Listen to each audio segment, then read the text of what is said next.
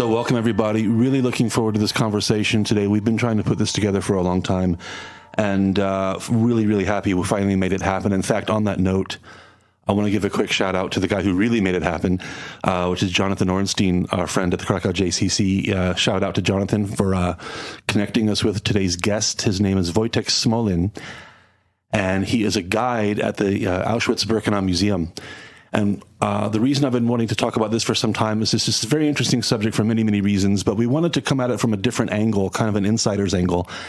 And who better than a longtime guide at Auschwitz to give us a different perspective on what is a very relevant topic, obviously, for people living here in Krakow and in Poland. So first of all, Wojciech, welcome to the KrakCast. Thanks for taking the time to join us today.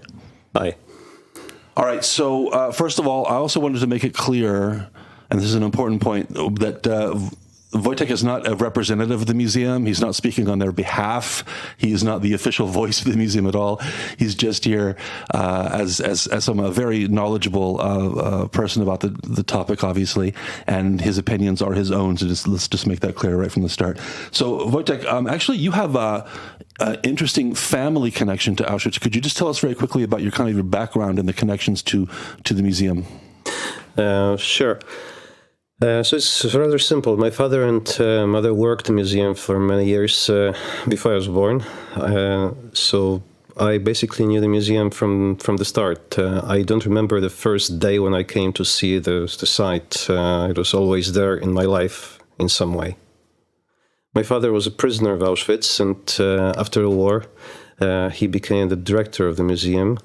He was not the first director. The first director was also a survivor, but then he spent there many years. He retired in 1990.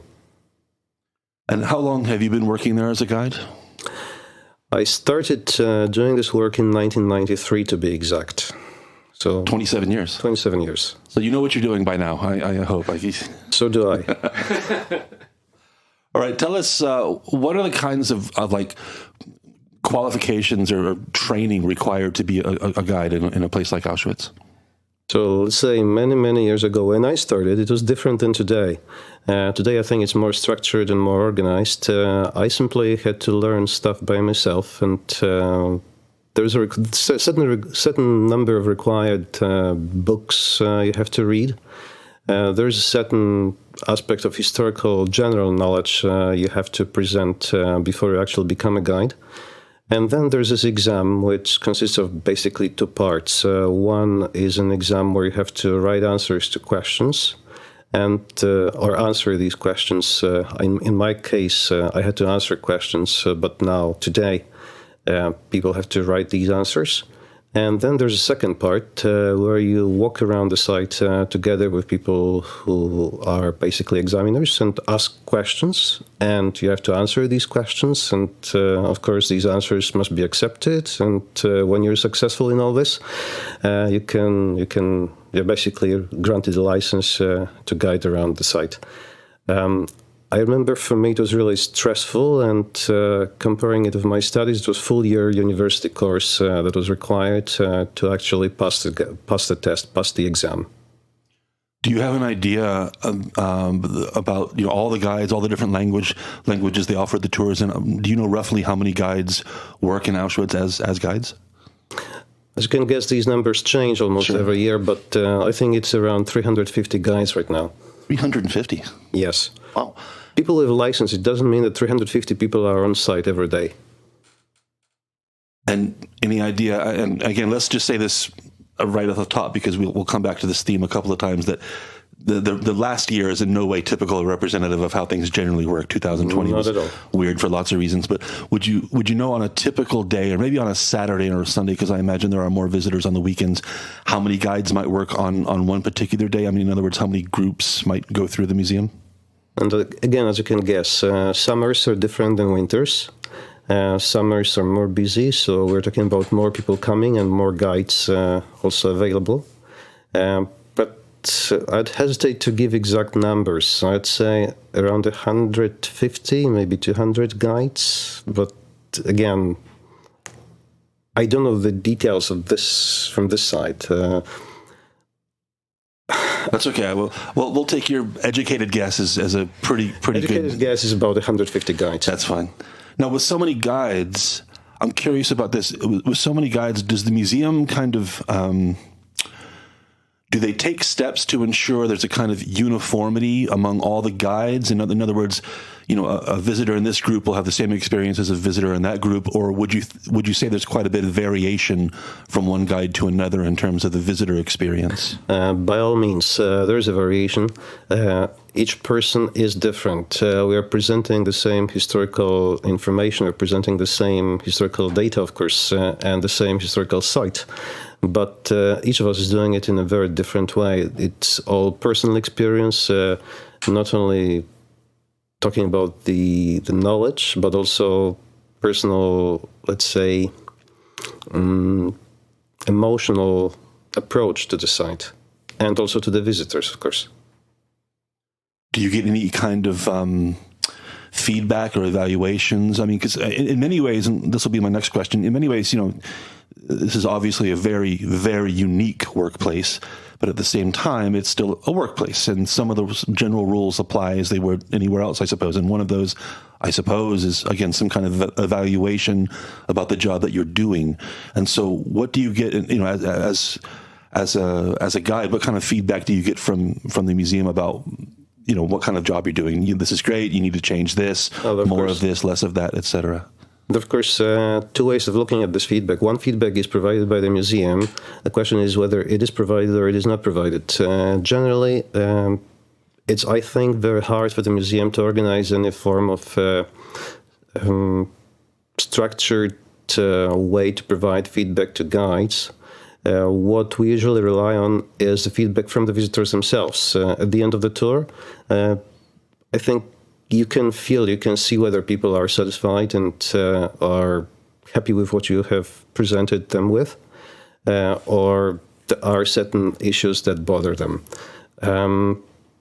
People generally express their gratitude, express their, how to put it, they tell you what they think about the whole experience. They tell you very often simply that it was something that touched them, or something that they did not anticipate. They express their emotions also during the tour, not only at the very end of it. So interaction, I mean, every usual tour takes about 3, sometimes 4 hours. So there is a time for you for us, for the guides, to create certain relationship with the visitor, and this relationship gives you the chance to see whether what you're doing makes sense for the people in front of you or not.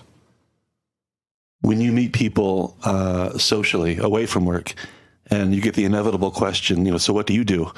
And you tell them what's the most frequent kind of response? Because let's be honest, it's probably the last thing people are expecting.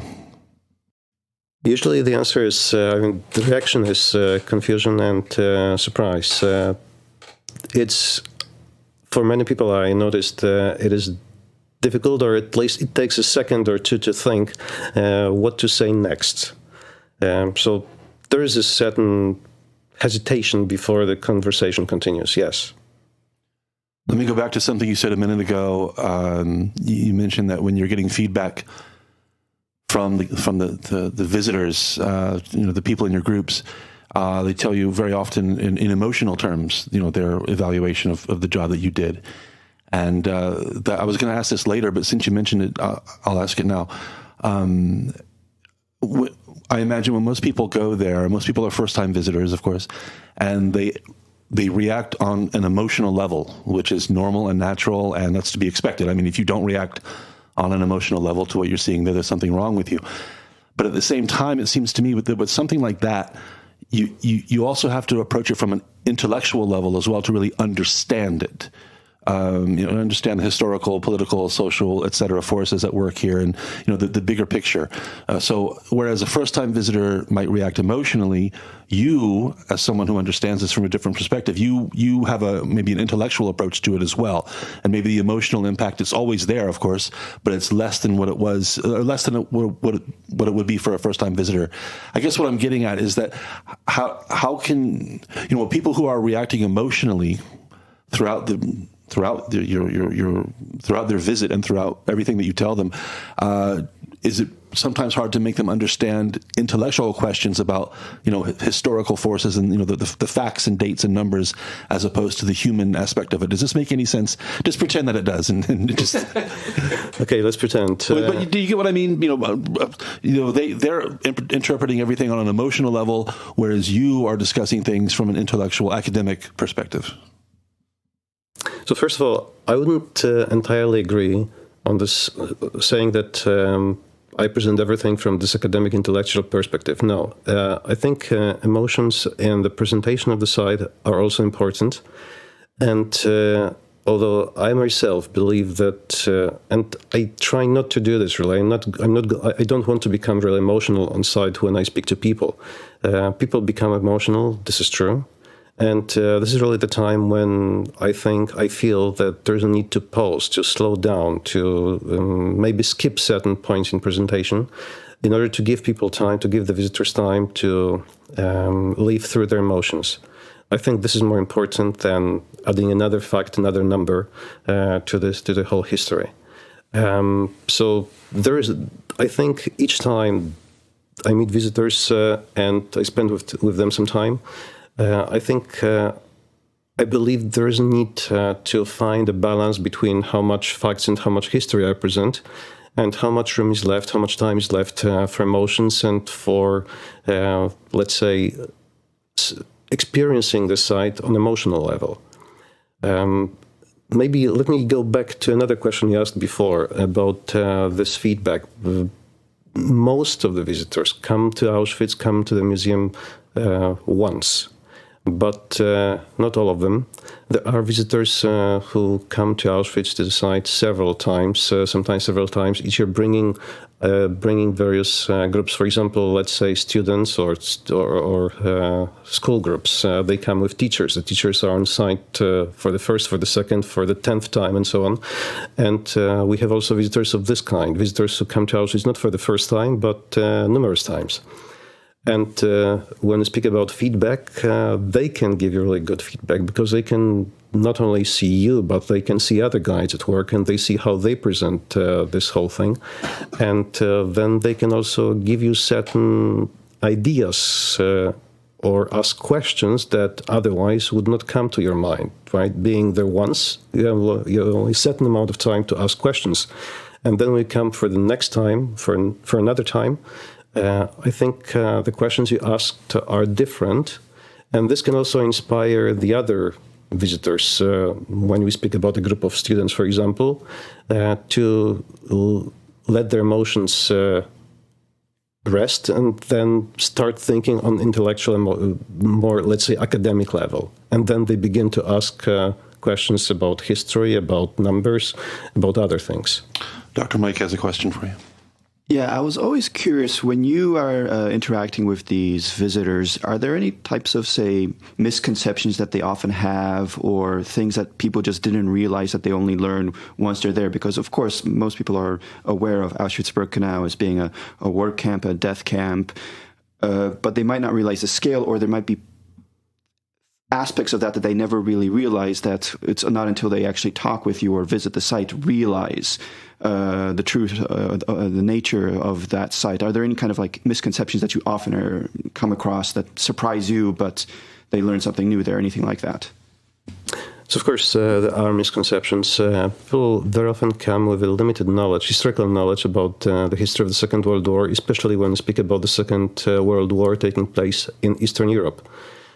So the idea of changing borders, the idea of occupation, the idea of Poland being not independent country for more than 100 years. It became independent country only after the First World War. So all these aspects and certain things that play important role in how Auschwitz is created and for whom it is created initially. All these aspects are lost to most of visitors from other countries. So this is, I think, one generally confusing problem. People do not know history of the Second World War in Eastern Europe. They're missing a lot of context, basically. Exactly. One problem is the context. The other problem is that when you speak about numbers, when you read about numbers in a book, your imagination is sometimes too weak to grasp the reality of what really happened in Auschwitz or in Birkenau, especially the second part of the camp. Birkenau is more impressive. Visitors come to Auschwitz and very often the first reaction is surprise. It is so small. And then they go to Birkenau and then I never realized it was so big. So this is another surprising moment for many people, that there are two parts of the camp and they are not together. One is 3 kilometers away from the other. Right. Then they learn about the size of Auschwitz I, the first part, and the second part, Birkenau. And they see it's completely different. The understanding of stages of development of the camp. The first part of the camp has another purpose than the second part of the camp when it's created. So this is all we have to very often explain from ground, from zero. My guess is that the overwhelming majority of people, basing what they know on what they've seen on the History Channel, what they think is Auschwitz is actually Birkenau. The vast open fields, the guard towers, they see that and they think that's Auschwitz. Correct. Yes, this is correct. And in fact, it is part of Auschwitz, of course, but it's actually Birkenau. Let me ask more about the people the visitors that you guide through the museum. You've been there for a long time, 27 years. I'm sure you've heard every question there is. I'm sure you're rarely surprised these days. Give us a couple of examples of the standard questions that everybody asks, even though I'm sure that, during what you say, you try to answer those questions in advance for them, make it part of what you say. But what are the standard questions that you can expect almost every day?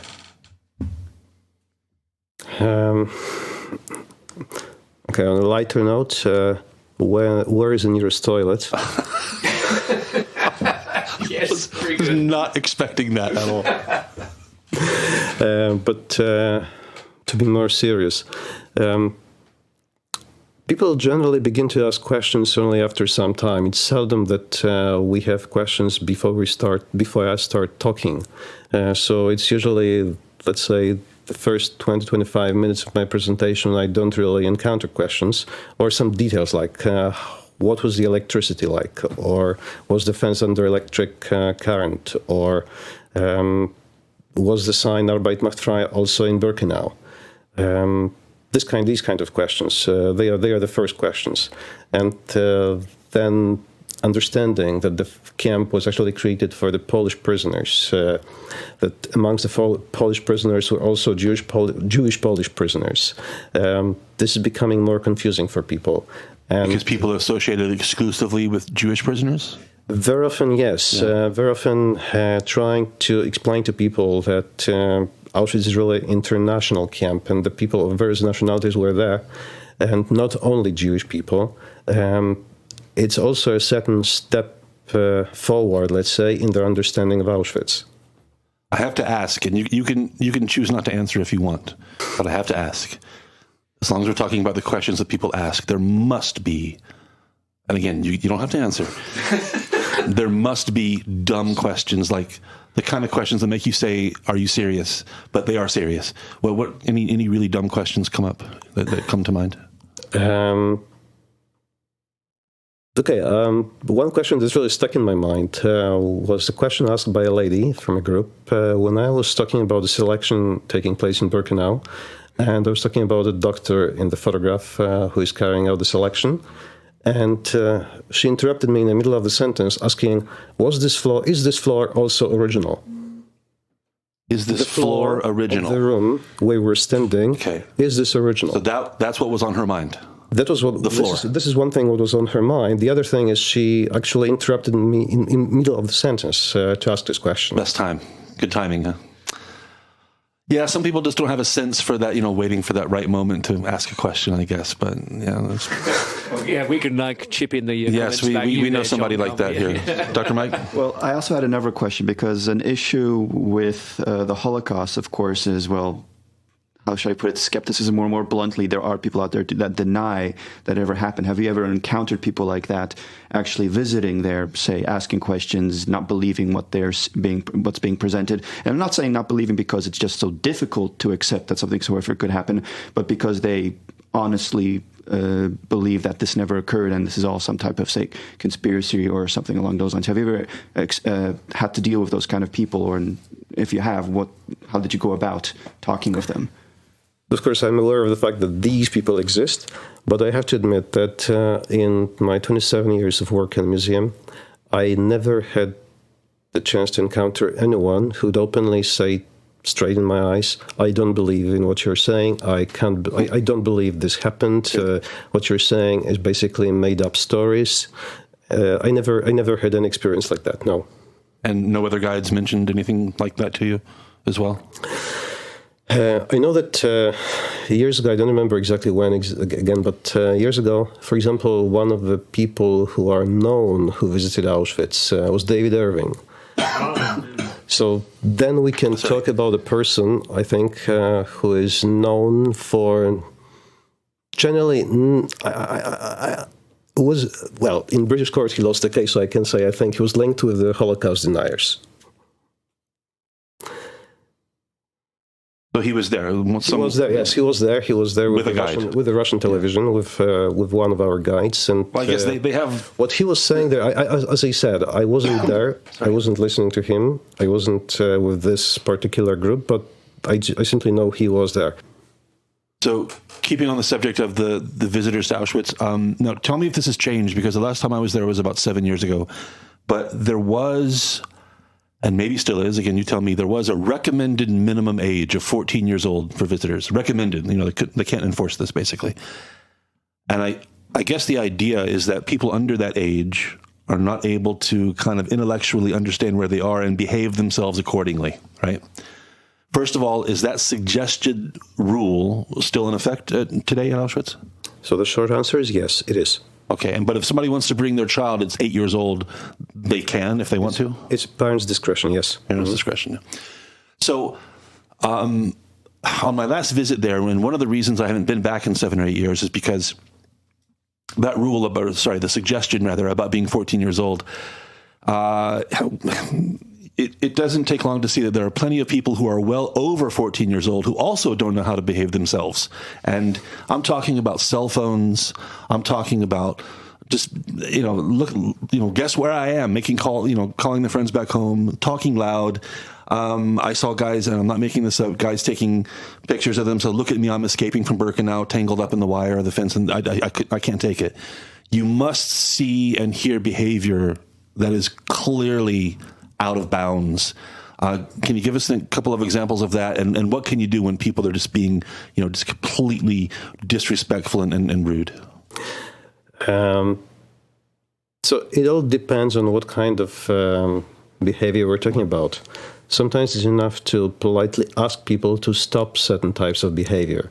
Sometimes it is hard to intervene because you're too far away. And you remember that when I'm in Auschwitz, when I'm in the museum, it means also that I have certain people I have to take care of. So I can't be running around making people behave, let's say, right, and neglect my own group, my own visitors. There is a museum. We have the museum guards. We have people who basically are supposed to address any misbehavior and take care of the situations which can be disrespectful or that can in some way interfere with this with the site itself, whether it's just some damaging of certain objects or buildings, or simply foolish behavior, let's say, right? Like, I remember photographs. I didn't see it myself, but I remember photographs of people sunbathing on the site of Birkenau. So, yes, all kinds of selfies or all kinds of photographs of this kind of behavior you can find on the internet. It's very simple. You can just... Yeah, it's horrible. I'm sure sunbathing in Birkenau is not specifically against the rules, but I imagine, you depend on people to be reasonable adults and to know how to behave themselves. And it's just shocking the number of people who just simply can't do that. I mean, if it were up to me, there would be no talking at the museum. There'd just be no talking. Once you go in, only the guides talk, you shut up. Maybe that's too extreme for some people, but that's what I would do. But the cell phones and the selfies do you have to be in every picture that you take? Do you have to be in the picture that you're taking in the crematoria and in the gas chamber? Is that really necessary? So I probably shouldn't go back because I would just get in arguments with people constantly about how they're stupid selfies, but that's just me. Speaking of horrible behavior, I got to ask about this. This pops up in the media from time to time. I'd say about once a year on average. Unbelievable. Blows my mind. People steal stuff, or they try to steal stuff from Auschwitz, which is it's a serious thing, and they get caught, which makes me wonder how often people don't get caught. But what's up with people stealing stuff? What are they stealing? What do they think they're doing? I mean, what are your thoughts on this? This is a thing. I mean, that happens. I don't know what they're thinking. I believe, and I want to believe, that most of the time it's done without further deeper reflection on what I'm doing. It's just, I want to take stuff from here, from this particular site, because it's important for me. So I believe that most often, I want to believe most often, they do it without thinking, but they're doing it, let's say, with a good, or at least for them, good reason to do this. I don't want to believe they're doing it just for fun. Based on what I can remember off the top of my head, it's almost always a teenager, which tells me that it's a stupid reason to do it. Whatever they were thinking was really dumb. Well, maybe this is exactly my point. They do it without much thinking about it, right? It's done because they feel like it. It's done because they want to impress friends. But they don't really do it with some evil purpose in their mind. And what they pick from the ground are usually rusting pieces of metal, maybe broken pottery or something like that, rottening or rusting forks, knives. And there are still plenty of things like that in the ground there, yeah? Plenty, I think, is basically stretching the meaning of the word. Okay. But, A few, yes, you here can find them, yeah. Mm-hmm. One more question about the visitors. 3, 4, 5 years ago, I think, the museum instituted a new system that involves microphones and earbuds for everybody, right? You're no longer kind of raising your voice, kind of shouting in a group. You're speaking into a microphone, right? That's how it is, yeah, everybody? Correct, okay. yes. Mm-hmm. Has speaking into, earbuds, has this made your job easier in some ways, or what's your view of that? Because for a long time, of course, you did not use these. Yeah, when I started, we didn't have anything like that, and you're right. I had to raise my voice in order to be heard by everyone in my group, and very often I had to raise my voice to be heard because there were other guides around who were also raising their voices to be heard by their own visitors. So yes, the system with microphones and headphones made everything much easier. For a number of reasons. Everyone hears you, so there are no questions. What did you say? And it makes the whole presentation easier also. I don't have to raise my voice. I know that people who are in the back of the group can still hear me. And as long as I can see that everyone is looking at something I'm showing, I can be certain that everyone can hear me as well. Let's kind of use that to transition to some bigger picture stuff and just kind of odds and ends, various questions we have left over. You mentioned earlier that many people, when they first come to Auschwitz I, that they are surprised, shocked to see how small it is. And I also know from my experience talking to tourists that they're also shocked that the first thing they see when they get there is a parking lot full of buses. The next thing you see, I think, is like a cafe or a restaurant. The next thing you see is some public toilets. The next thing you see is like a bookstore gift shop. The next thing you see is a ticket office. The next thing you see is a cinema. The next thing you see after that is the famous entrance to the camp. And I think a lot of people simply don't they don't realize that there's an infrastructure necessary to accommodate, 2 million people, more than 2 million people a year, right? Those people arrive in buses that have to park somewhere. Those people want to go to the bathroom. Those people have to eat. Those people have to use the et cetera, et cetera. And so it's kind of disorienting for a lot of people who are expecting to see Birkenau when they first show up at Auschwitz, Auschwitz 1. And these earphones that we just talked about, this is part of, I guess, Auschwitz kind of using systems that are capable of accommodating that many people. You have to have a huge parking lot. You have to have earphones now, because this isn't like when you started in 1993. I don't know what the figures were back then, but it wasn't 2 million people a year, right? And it's simply a reflection of the fact that Auschwitz is a major tourist destination. And that might sound rude to use that term, and I don't know what term we're supposed to use for Auschwitz. You can maybe say something about that as well, if you want. But again, people don't realize that it's a major destination, and that means I know I'm rambling here. That means that you need the restaurant, you need those parking lots, you need the earphones and whatnot, and it's not the experience they were expecting, I guess, is my point. Does this make any sense to you? Please say yes.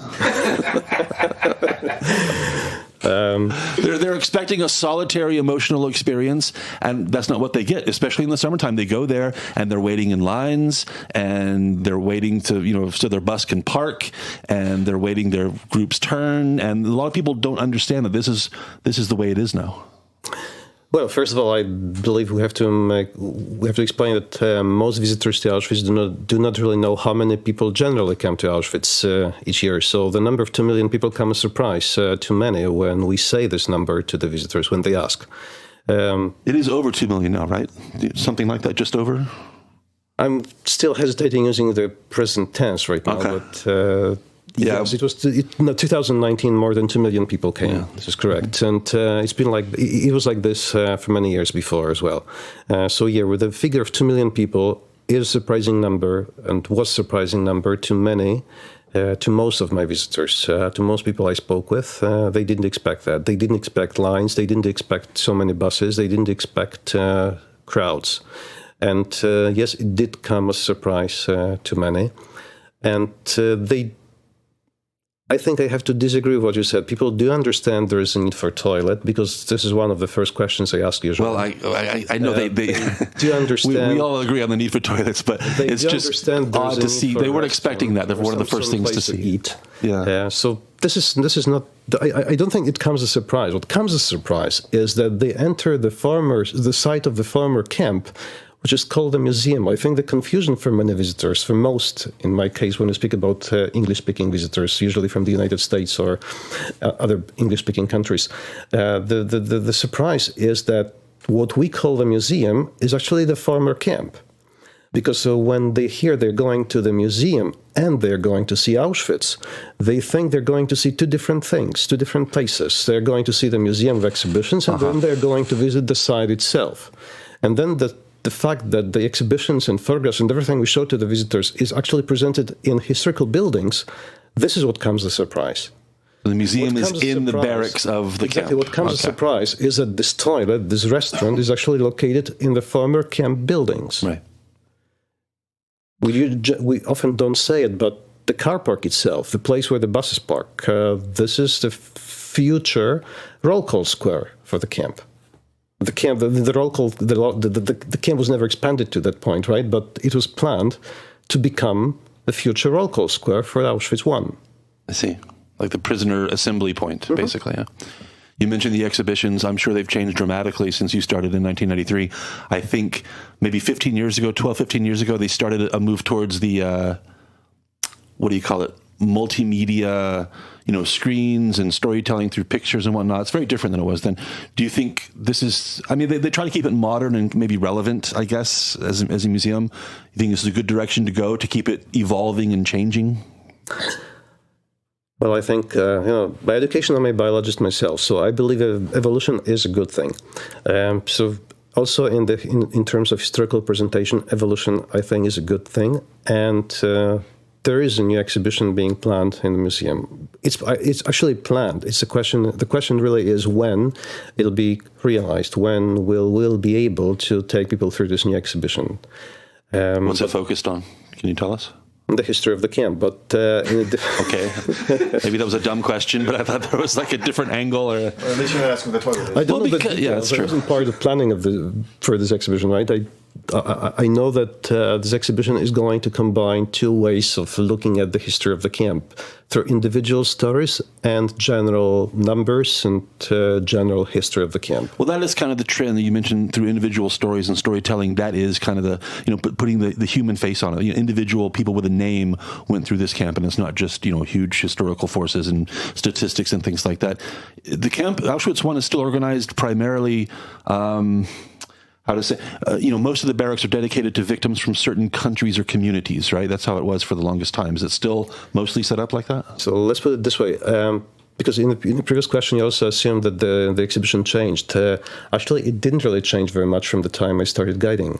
The change to change exhibition in Auschwitz requires also some work on the historical buildings, and this, for financial reasons mainly, was not possible for many, many years. And also right now is very tricky because we don't want, in order to create a new exhibition, you have to actually close the buildings where the exhibition is presented right now. So what do you do with the visitors who come? Right? If not for the obvious reason, 2020 would be an ideal year to do this because because we don't have so many visitors right now in the museum. Speaking of changes in kind of the exhibition, Dr. Mike had a question about the difference between the tour now versus previous age, I think. I mean, yes, you've been offering tours there for, going on almost 30 years. Has the type of tour experience, and I'm not just talking about technologically, but actually the information you convey changed in any way? Have new facts come up, arisen, or has it been more or less the same? Or over this, considering that the museum has existed for over 7 years now, has something changed from when it first started operating as a museum to compare to how the information is conveyed now, and what kind of information is conveyed now? So I must say that since I started working as a guide in 1993, it means it was 3 years after the historical and political changes that took place in this part of the world, which means also that the history I was presenting was not limited by any political boundaries. Let's put it this way. So in other words, little changes maybe did take place, but not significant ones. The history of the camp was established pretty well.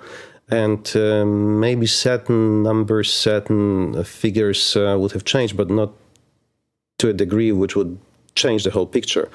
There's one change, however, that was really important, but it took place before I became a guide in Auschwitz. It took place right after the political change that affected this part of Europe in 1990. Poland became, let's say, independent country. And after the fall of the communism, it became possible to revise the number of the victims of the camp. Official number until then, starting, let's say, with the end of the war, of the Second World War, and the Soviet Commission investigating the crimes that took place in Auschwitz. So this figure for decades was 4 million victims. And although it was never accepted by the historians in the Western world, in eastern part of Europe, this number was never officially questioned, revised, analyzed, and any changes could take place only after the fall of the communism, the system itself. But when I started taking people around Auschwitz, the official number, was the number we give today, between 1.1 to 1.5 million victims, right? This figure is never going to be very accurate. That's another thing, right? 4 million was never accurate number, but 1.1 to 1.5 million is only estimation as well. So, in other words, during the Cold War, during the communist times, Auschwitz was politicized, obviously. I'm wondering to what extent, and maybe we're getting into tricky territory here, Auschwitz, the people who manage the museum and present or responsible for the exhibitions, they have to walk a very fine line sometimes, kind of balancing many different interests. Lots of people have, a national and community interest in how things are presented in Auschwitz. And I remember a few years ago, maybe more than a few years ago, the government of Russia, it's always Russia, government of Russia objected to something, and the barracks that was dedicated to the victims in the Soviet Union was closed for some time over some dispute about something. I don't know the details. And so, even today, obviously, Israel, Russia, Germany, other communities, do they have a kind of, I don't know the right word, like a veto power over how certain things are presented and communicated in the museum even today? I hope not. I hope no one has a veto power to say what should and what should not be presented on site. And I want to believe that the presentation of the history of the camp will always be balanced and based in historical research and nothing else, no political influence, for example. But it is, of course, true that the Second World War history in general and the history of the Holocaust in particular, this is what we're talking about, does become a card played politically by many parties, many countries, or many people today. Let me ask a quick question about money, and this might be outside of your knowledge. Again, you're not the director of the museum, I understand that, but I'm curious about something. The museum is supported by the state, the Polish state. The museum makes some modest amount of money from the money they charge for guides. I don't think it's a very substantial amount because the money goes to the guides. I'm sure there are any number of private organizations that are also able to support the museum financially. Can you tell us something about the financial picture of the museum, financial situation in the museum, and who primarily supports it and where that money goes? So, first of all, there's a pretty good source of this information available to everybody. It's an annual report published by the museum every year, and it's available online. You just have to check the museum website. So you're telling me that I should have checked it before I asked the question. I'm saying it's available. I'm not saying what you should have done before. Okay, you got me. Fine, I didn't check it. I'll check it later. So this is one source of basic information. Generally, you're right. Your assumption is right. The basic funding comes from the Polish state, and the salaries of the museum employees and everything is paid by the Polish state, whereas the major funding for the preservation works taking place at the museum come from the foundation called the Auschwitz Foundation. I think the foundation was set up in 2006 or 7, something like that. And basically, this foundation, which of course the endowment was collected from many donors, various countries, individuals, like Steven Spielberg, for example. And this foundation is able to provide funds for ongoing preservation works at the museum. Because I think what many people do not realize, the preservation of the site is consuming enormous amounts of money. It's really expensive. For many preservation works, new methods must be created in order to do this. For example, for the barracks in Birkenau, certain challenges are unique for this particular site in terms of preservation of objects, right? We're not talking about fine art and paintings. We're talking about rusting old forks, spoons, other things like that, things that were never meant to last forever. Old buildings, all the constructions, especially in the second part of the camp in Birkenau. But also the buildings in Auschwitz are not built to last forever. So I imagine that preserving those original structures, etc., is a high priority for the museum. Let me give you one simple example. Years ago, a huge project financed by the German federal states was preservation of the fence posts around the camps, right, around both Auschwitz and Birkenau.